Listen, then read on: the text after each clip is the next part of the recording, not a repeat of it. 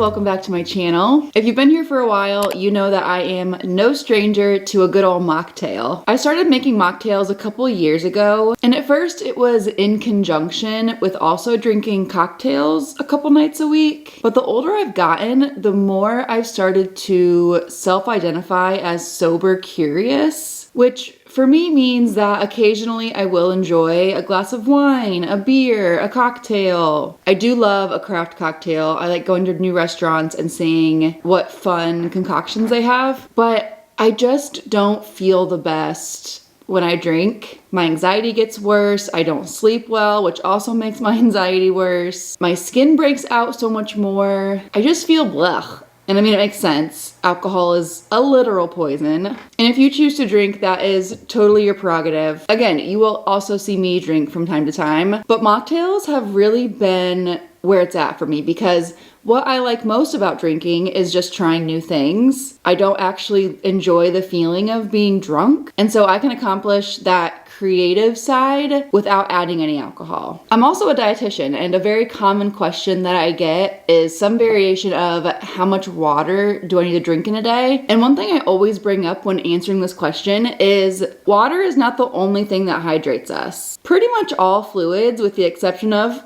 alcohol and excess caffeine, are gonna hydrate us. All of the mocktails I'm gonna show you in this video will be just as hydrating as water would be. So if you get bored of drinking plain water, number one, you're not alone, and number two, it's okay to drink things aside from just water. I do love some ice cold water, and I carry my emotional support water bottle with me everywhere I go, but usually once a day, I would say. I try to have a fun little mocktail as well. There's a few different ways to go about the mocktail. It's a spectrum, I will say. We can go all out and get like those 0 proof alcohols. I've not dabbled in those yet. I don't quite know how I feel about them, but if you enjoy the actual taste of alcohol and that's what you're seeking, there are those 0 proof options out there. Anyway, in this video, you're gonna see that I have sort of a common theme where I do usually some lemon and lime in there, some sort of sparkly soda of some sort usually. I also really enjoy doctoring up my Diet Coke.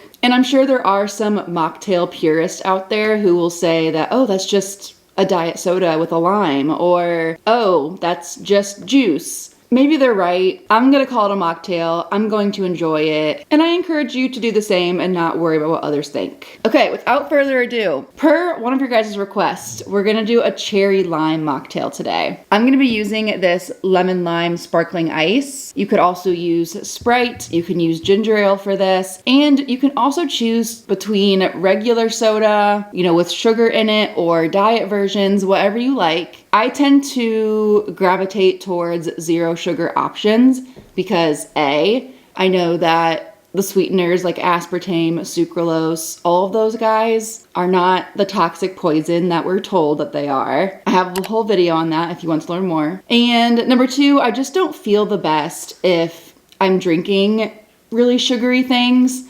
I love me some carbs. I love me some sugar. I get plenty throughout the day. For whatever reason, whenever I drink sugary drinks, nothing bad happens. I just notice that I don't feel quite as good. Now, if I have like a full sugar ginger ale, for example, I'm not gonna stress out about it. I'm not going to try to work off the excess calories. I'm not gonna do anything to compensate for it. I'm just gonna move on. Sometimes I will have a regular soda, and that's okay. Anyway, I often feel the need to justify, as a creator posting content out in the world, why I typically gravitate towards a 0 sugar option. It is personal preference. You choose what is best for you. Okay, I will step down from my soapbox. Let's finally make this first mocktail. I haven't used my stemmed wine glasses in a while, so we're gonna make it in this to make it feel even more exciting. Obviously, for a cherry lime mocktail, we're gonna need some cherries. I'm using these fancy ones that I got as a gift. Regular old maraschino cherries will get the job done though.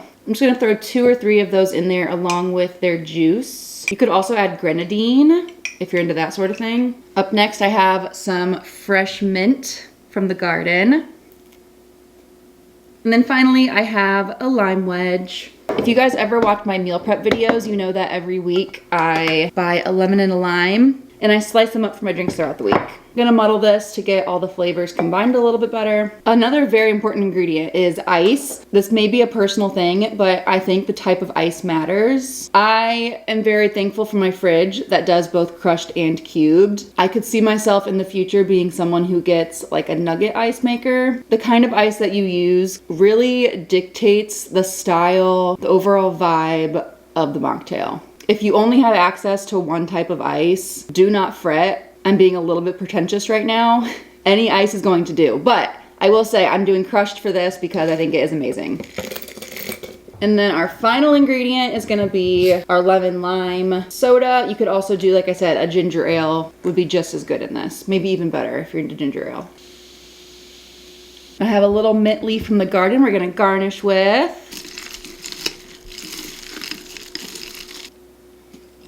It's sort of like a grown-up Shirley Temple, but not a dirty Shirley, because that has booze in it, right? It's like a grown-up Shirley Temple for the grown-ups who are sober curious.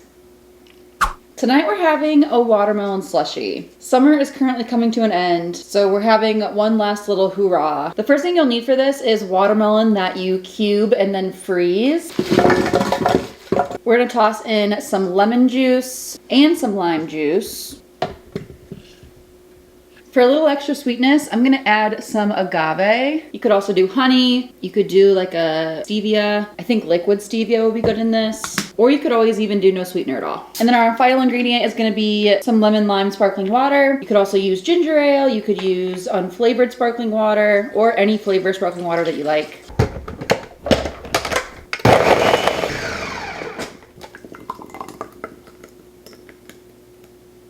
Garnish with some mint. And there we have it. That is so refreshing. In my opinion, the mint julep is definitely cultivating a lot more of those fall vibes, which is the environment we are in today as I'm recording this. It's a little chilly. I got my sweater on. So this drink is perfect for the fall time, but if you still want something iced.